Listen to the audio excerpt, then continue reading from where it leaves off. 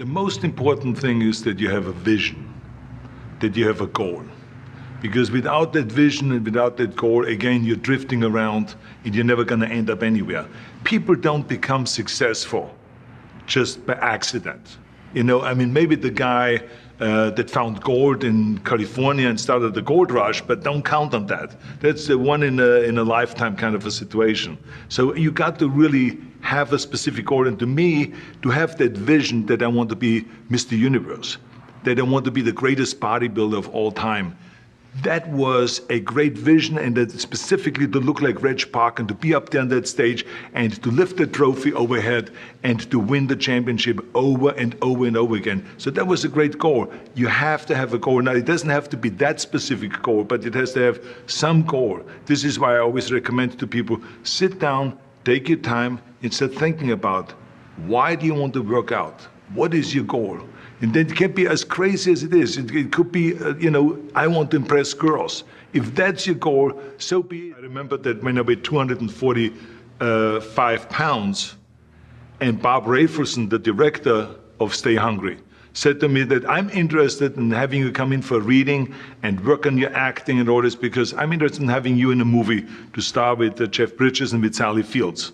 I was delighted about that, and I was excited, and I started pumping up more and more. And then he said, but I don't want you to weigh more than 210 pounds. So I said to him, well, it's funny you come to me, and you want me to be in a movie, but I'm weighing 245, 246. I say, I just won the Olympia, I say, which was 1974, and I was really at my biggest. And but he demanded that, and he says, look, it's very simple. On the day we start shooting, he says, I'm going to put you on a scale. And if you don't make the 210, you're out. Because I have someone else in mind. And I worked on it. I started visualizing myself very clearly as a lean athlete.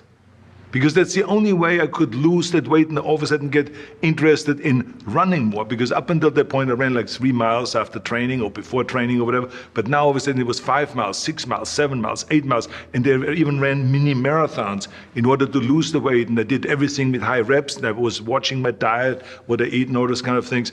But the day before, I remember we went to Birmingham, Alabama. The day before I was at the YMCA with Bob Rafelson. He was swimming, and I was working out, and I was running. There was a track there, and I was running. He says, let's step on the scale. And I stepped on the scale, and I weighed 209. So it just shows you what is possible if you visualize exactly what you want to look like. So it can go one way, which is that you can lose weight and get trim and get slim and everything, get the abs out and all this. Or you go the other way and you gain weight because you see yourself big and you see yourself as a winner of a Mr. Olympia or something like that. So, and of course, not everyone is going to have this kind of a situation, but the bottom line is everyone can use the same method, because I used it in politics, I used it in making money, I used it in everything that I've done in the movie business. When you have one little victory, little victories add up, and that is what gives you then ultimately confidence. Well, for me, the most important thing always is to have a deadline. When I, for instance, had a competition, and let's say the competition was in the middle of September, and it was now beginning of summer, so there was no more time to screw around. So there was the time now to get going on a diet, to get going with the training, to not slack off at all, because there was a deadline there. The day of the competition, I had to be in the best shape possible. And I knew that if I come to that competition and I lose because I did not schedule my training the proper way, or I didn't have the right frame of mind, or I didn't give everything, literally worked my butt off, I would be just so angry. So I never wanted to be in that situation. So this is why it was very important to pick that time and to say, this is when I have to be in top shape, and then I work towards that. But it's not just with the competition. I mean, it's the same in the movie business. I mean, to me, it was always a big advantage when I said, okay, my movie starts on April 1, and I have now 3 months, so I have to get really in great shape. So you pick those times. It could also be that you have no movie, and you have no Mr. Olympia, or no Mr. America, no Mr. Universe coming up, or any of those things. But you say to yourself, the summer starts in June. I'm going to go to the beach in June, and at that time, I want to be in great shape. So that creates an urgency that makes you really start training hard and taking it seriously. Because if you don't have a specific plan, then you wander around. I mean, you can have, as I've told you many times, the best ship or the best plane in the world, but if you don't have a specific goal where you want to go and when you want to get there, you just drift around and you never get anywhere. So this is why it is so important to create that urgency and have a specific time when you want to be in shape. Well, I mean, look, everyone has a problem with time. But the day has 24 hours, and we sleep 6. Now, I know there's some out there that say, whoa, I need 8. Well, I say just sleep a little faster.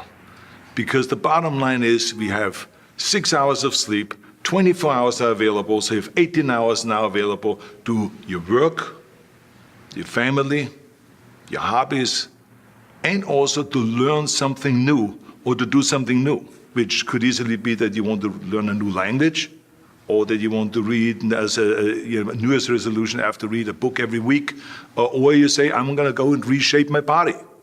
So you're going to go and take this hour out of your schedule and say, I'm going to train an hour every day.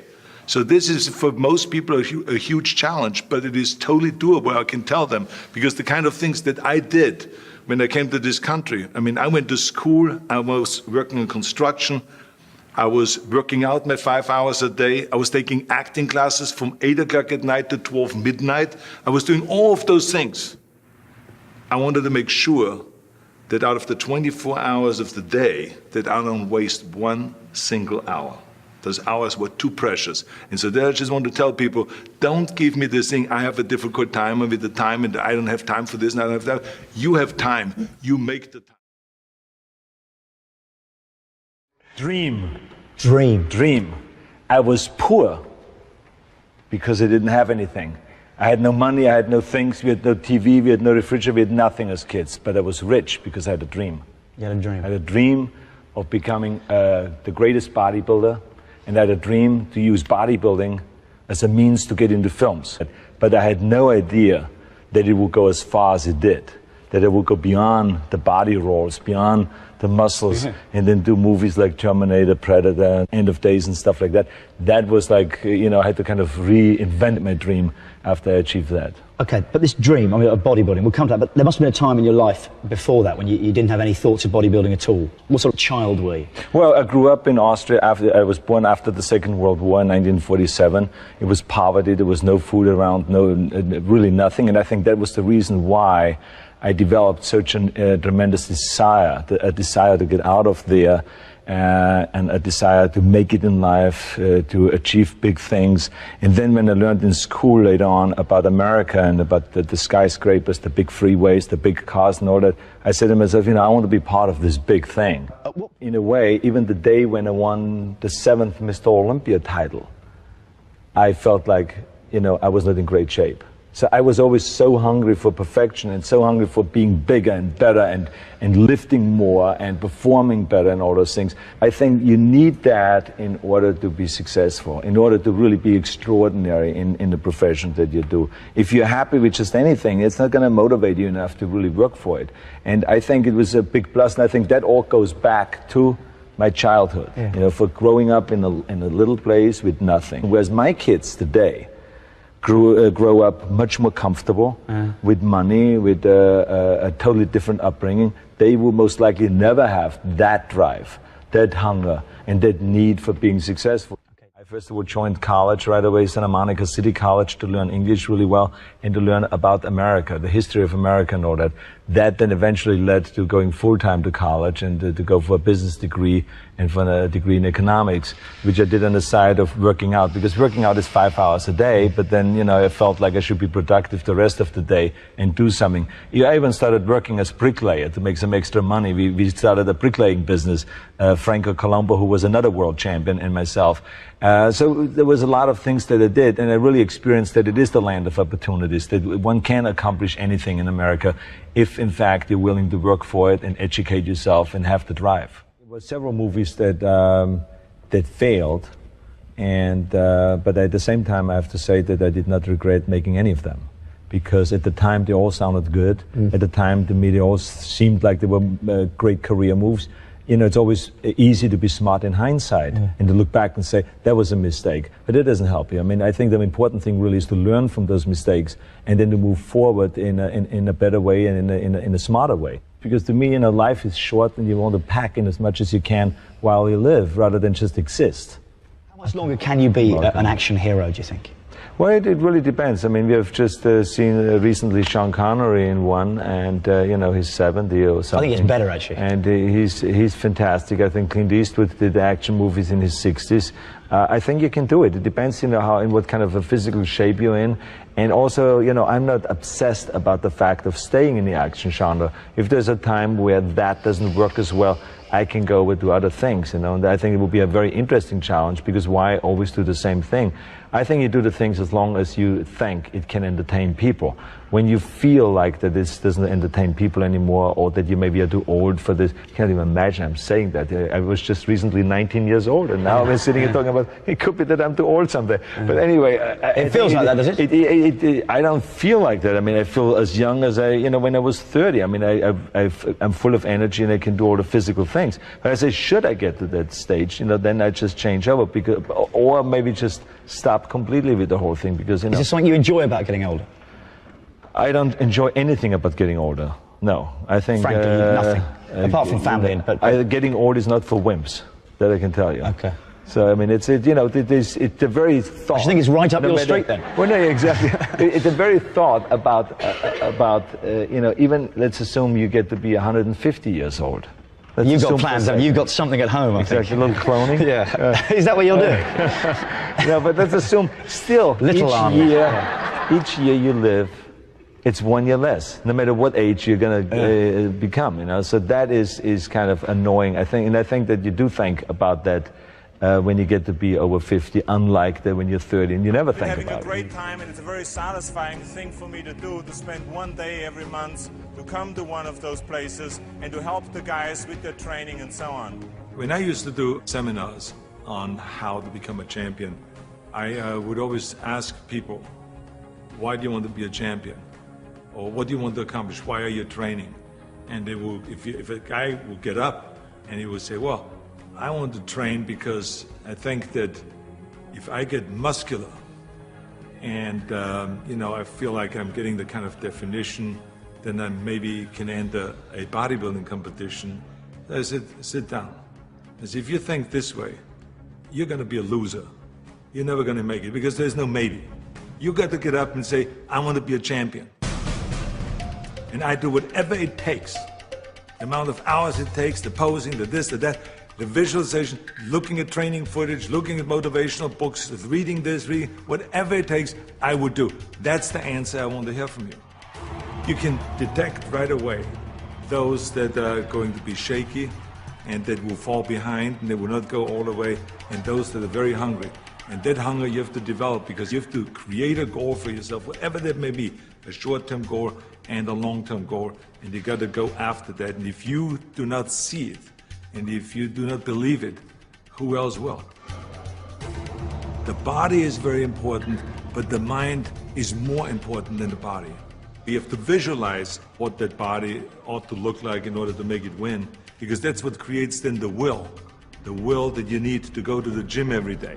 The will that makes you go into the 4 reps, the will that makes you go beyond and you do your 500-pound reps in the squats and you can't do another rep and your body is shaking. It's the will that makes you go one more time down and struggle up one more time. And so it's all of this, so the mental aspect that motivates you and that makes the difference between you being in the gym full of joy and looking forward to doing that extra rep and looking forward to doing those extra 100 reps in the sit-ups and working past the pain barriers. That all is the mind. That's not the body. So this is why I think the body is very important, but the mind is more important than the body. So you got to go to the gym and feel like every rep that you do is getting you one step closer to that goal, to make that vision that you have turn into reality. And that's why when you look at pumping iron, for instance, you can see that we always had great joy in the gymnasium. And people always were saying, why would you laugh and have a good time? You're working at 5 hours.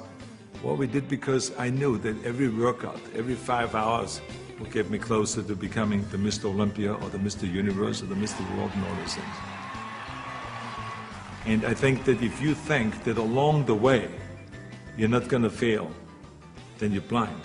Because there's no one that I've ever met, no matter how successful they are, that haven't said that they had their failures along the way. You have to. I mean, the only way that you really know that you can lift 500 pounds is if you're willing to fail. So if you're afraid of failure, then you will never grow. The people that grow the furthest are the people that really don't care. They fail or they make it, they're going to take that risk because that's what you have to do. I think what we learn in sports is very helpful to anything and everything else that you do in life. So now you apply that principle to acting. And you say, well, wait a minute, I put 5 hours in every day in working out. I did my posing 1 hour a day. I did my stretching and this and that, and all of those kind of things. So now let me apply the same thing to my acting career. Let's go to acting class every day. Let's go and work on the accent the same amount of time with the same will, and let's visualize what am I shooting for? Okay, I want to be another Clint Eastwood. I want to be another John Wayne. I want to be another Kirk Douglas, all those great heroes that I admired as a kid. So that's what I'm going after. And that same principle works, even though there's so many people around that say, no, you will never make it because you have an accent, your body is too big, and your name Schwarzenegger or whatever, who can pronounce that? But you know. It doesn't matter if anyone else knows and if anyone else believes in it, but you know. And that you know that principle of visualizing yourself as a star will work, and all you have to do now is go towards that vision. I've retired from bodybuilding in 1975, and I signed a series of Conan movies. Here I was, big studio behind you, budget $20 million, of course, which was in those days is an equivalent of today, $150 million. I was going to Australia to be a judge at the Mr. Olympia competition. But then all of a sudden, I thought, I should compete.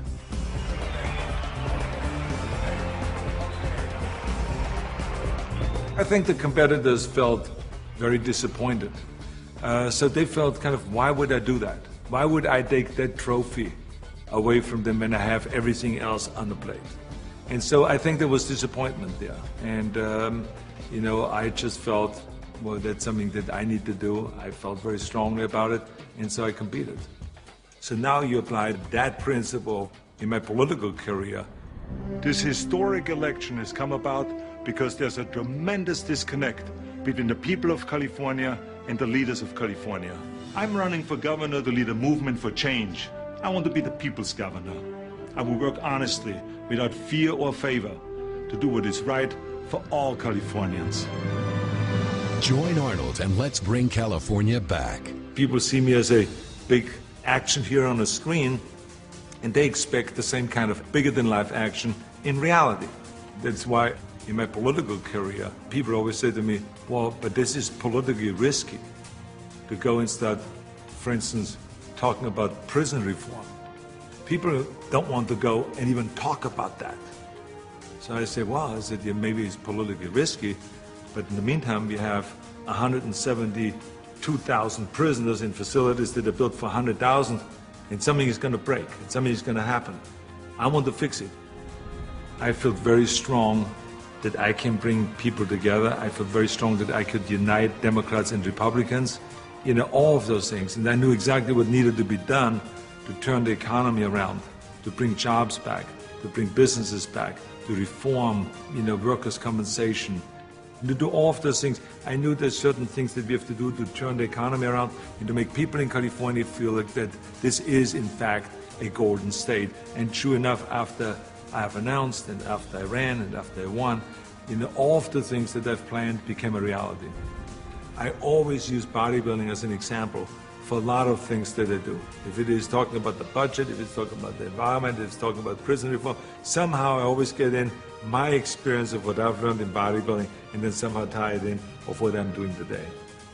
I have learned a tremendous amount, and every day still is a learning experience.